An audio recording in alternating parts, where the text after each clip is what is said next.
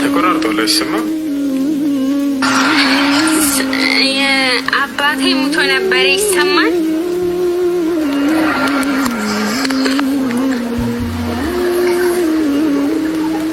ይሰማል። አላ ቀጥይ። እና እሱም ከሞተ ገና 6 ወር ሆነው እና በሀገራችን የሞተው የገደለውን ሰው መግደል አለ። አሁን እኛ የአባታችን እንድመመለስ እንችላለን ወይስ አንችልም?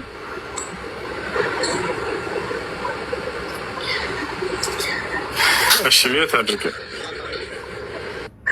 አድርገ እሺ መልካም።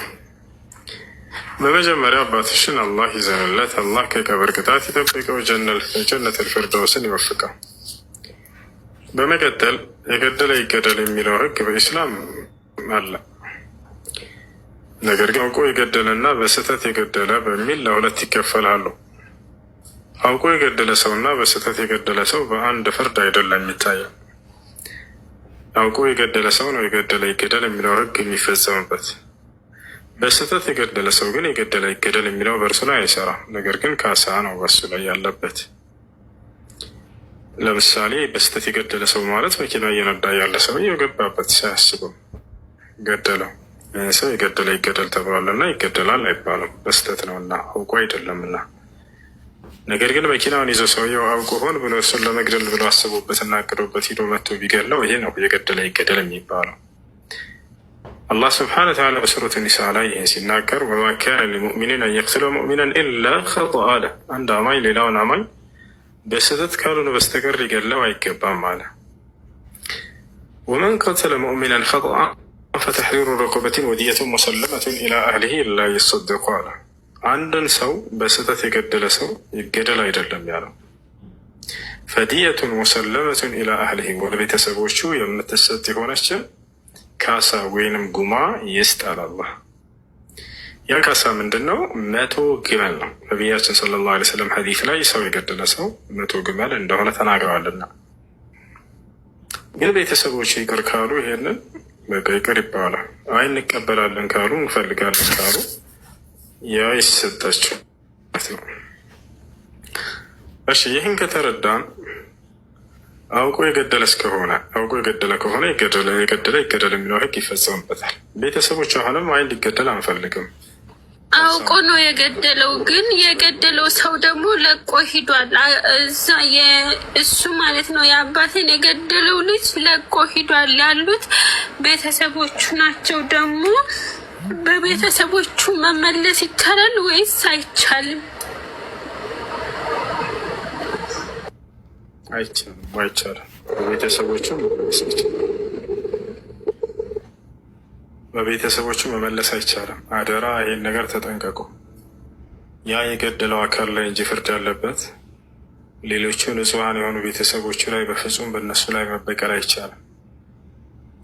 ያው ሰው ላይ ነው የገደለ ይገደል የሚለው የተናገረው አላህ ስብሐነሁ ወተዓላ ወከተብና ዐለይሂም ፊሃ አነ ነፍሰ ቢነፍስ ይላል። ያ አዩሃ አለዚነ አመኑ ኩቲበ ዐለይኩሙል ቂሳስ ፊል ቀትላ አልሑሩ ቢልሑሪ ወልዐብዱ ቢልዐብዲ ወልኡንሳ ቢልኡንሳ። ነቢያችን ሰለላሁ ዐለይሂ ወሰለም ላ የሒሉ ደሙ እምሪኢን ሙስሊሚን ኢላ ቢኢሕዳ ሰላስ አነፍሱ ቢነፍስ አሉ። አሰይቡ ዛኒ አታሪኩ ሊዲኒሂ ልሙፋሪቅ ሊልጅማዕ። ስለዚህ አውቆ ሆን ብሎ የገደለ ሰው እሱ ላይ እንጂ ፍርዱ የሚፈጽመው በንጹሐን ቤተሰቦቹ ላይ አይደለም። ያንንም ራሱ የሚፈጽመው ወልየል አምር ነው። የሙስሊሞች መሪ ቁርአንና ሐዲስ የምትተዳደርባት የሆነች ሀገር ለሱ ያመለክታሉ። የሟች ቤተሰብ አካል ይገድሉብናል ብለው በማስረጃ ይቀርባል እሱ። ከዚያ በኋላ በሱ ላይ ህጉን ይፈጽመዋል መንግስት ማለት ነው። ነገር ግን ሀገራችን ላይስ እንዴት ነው የሚሆነው ወደሚለው ስንመጣ ሀገራችን ላይ ለምሳሌ ኢትዮጵያ ላይ መንግስቱ ሙስሊም አይደለም፣ ሀገሪቱም የምትተዳደረው በሸሪያ ህግ አይደለም። ታዲያ የተገደለባቸው ሰዎች እንዴት ነው ያን ደም መመለስ የሚችሉት ከተባለ ኢብኑ ዑሰይሚን የተባሉትን ለቃሊም እንዲሁም ሌሎችም ዑለሞች እንደተናገሩት ያንን የገደለባቸውን ሰው ብቻ እሱን ፈልገው ይዘው ሌላ ቤተሰብ ሳያውቅ ዋጋውን መስጠት የሚችሉ ከሆነ ያንን ደግሞ መመለስ የሚችሉ ከሆነ የሟቹን ይቻላል፣ ችግር የለውም ብለዋል። ነገር ግን እነዚያንኞቹ ቤተሰብ በሚያውቁበት ሁኔታ መሆን የለበትም። ያን ካወቁ እነዚያ ደግሞ መልሰው እነዚህን ንጹሃኖችን ቤተሰቦች እንገላለን ብለው ሊነሱ ስለሚችሉ አያቸው። ለዚህ ነው ሸሪዓዊ ህግጋቶችን መንግስት ይፈጽማቸው ያለው ኢስላም። መንግስት ከፈጸመው ሲል ነገር መንግስትን ሄዶ የሚገጥም ቤተሰብ ይኖራል? አይኖርም። እዚያው ጉዳዩ ይቋጫል። ቤተሰብ እርስ በርስ ለምሳሌ ገደለ ይገደል የሚለው ሰው ራሱ ማንኛውም ሰው ሄዶ ይፈጽም ቢባል ሁሱ ጥያቄ አለኝ። እዚህ ላይ ጥያቄ አለኝ። ሙሐመድ እናት አባቱ ሙስሊም አልነበሩም። ወንድሙ እናት አባቱ እና ወንድሙ እንትን ሙስሊም ስላልነበረ አሁን ድረስ እናንተ ሶላት ስታወርዱ መቃብሩን በድንጋይ ትቀጠቅጣላችሁ አይደለ? መቃብሩን በድንጋይ ትቀጠቅጣላችሁ። ከዛ ደግሞ የሱን ሚስት ደግሞ የወንድሙን ሚስት ደግሞ እንጨት ተለቅማ ብቻ አረበኛውን ስለማላውቀው ነው። ይቅርታ አድርግልኝ። እና የነብዩ ሰለላሁ ዐለይሂ ወሰለም ወንድሙ የሙሐመድ ወንድሙ እንዴ አታውቀውም እንዴ? ምንድነው ክርስቲያን ጣዖት ማን ይባላል ወንድሙ? አይሰማም።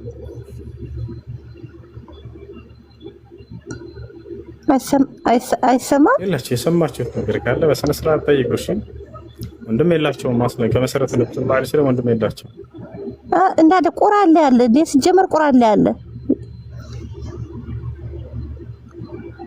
ማን ይባላል ወንድማቸው? ንገሪኝ። እናንተ ጥያቄ ስትጠየቁ ጥያቄ ከክርስቲያን እምነት ጋር እያመሳሰላችሁ ምሳሌ እየሰጣችሁ ኮፒ አንስታችሁ ምሳሌ እየሰጣችሁ እንትን ትላላችሁ። ገብርኤል ክርስቶስ ምናምን አባባለ ጥያቄ ስትጠየቅ